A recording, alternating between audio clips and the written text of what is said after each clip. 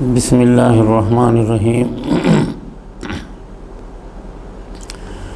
واعتصموا بحبل اللہ جمیعا ولا تفرقوا، یہ قرآن کریم کی آیت ہے۔ اللہ تعالیٰ نے فرمایا کہ تم لوگ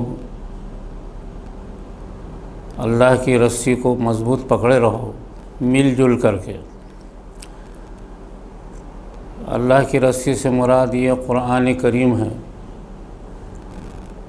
اس زندگی کے اندر امت مسلمہ اس کو مضبوطی سے پکڑی رہے،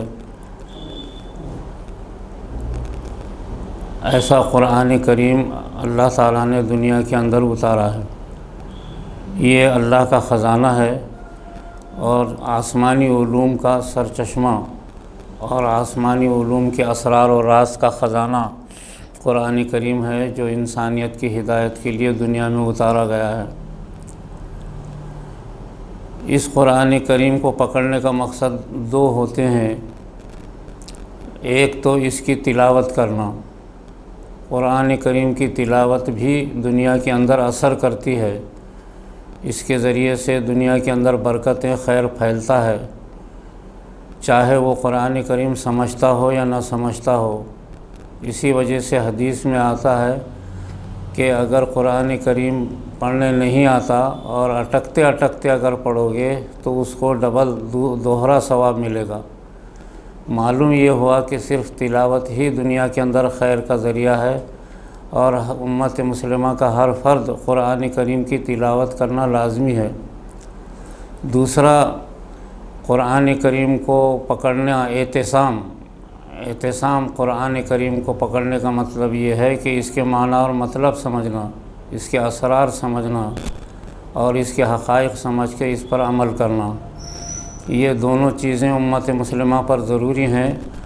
آج جماعت اسلامی کی طرف سے رجوع الی القرآن کی جد و جہد جو شروع ہوئی 10 روزہ، یہ تو ساری امت مسلمہ کو کرنا چاہیے اور ہمیشہ کے لیے کرنا چاہیے۔ انسانیت جب تک دنیا رہے گی، جب تک قرآن کریم رہے گا، اور جب دنیا ختم ہوگی تو قرآن کریم اٹھایا جائے گا۔ قرآن کریم انسانیت کی ہدایت کا سرچشمہ ہے۔ یہ جو محنت جد و جہد ہو رہی ہے یہ بڑی قابل مبارکباد ہے، اور اس میں تمام امت مسلمہ کو شریک ہونا چاہیے۔ دنیا کے اندر یہ قرآن کریم ہدایت دیتا ہے، مرنے کے بعد عالم برزخ میں وحشت کو دور کرنے کے لیے انسانی شکل میں آتا ہے۔ اس کی شکلیں مختلف ہوتی ہیں قرآن کریم کی۔ جب تک آسمان میں تھا لوح محفوظ میں اس کی شکل الگ تھی، دنیا میں جب آیا اس کی شکل اب تحریری شکل ہے۔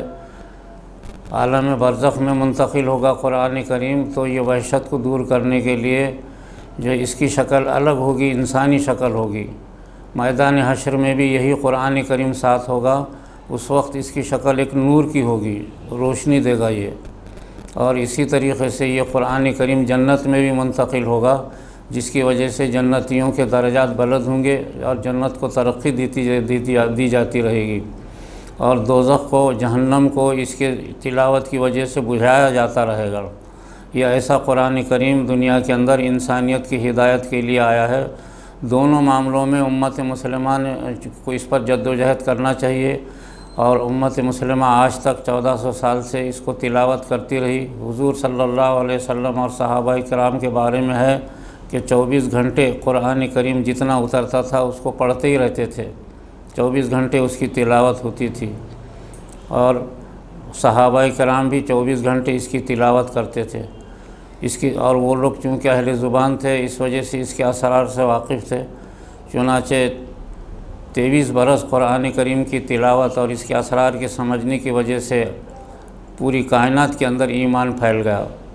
دنیا کے لاکھوں کروڑوں انسان ایمان قبول کر لیے، جبکہ صحابہ کرام وہاں تک گئے نہیں تھے، لیکن قرآن کریم کی تلاوت کی برکت تھی جو مدینے میں 23 برس پڑھا گیا، اس کی برکتوں سے پوری دنیا کے اندر ایمان لائے اور یدخلون فی دین اللہ افواجا ہوا۔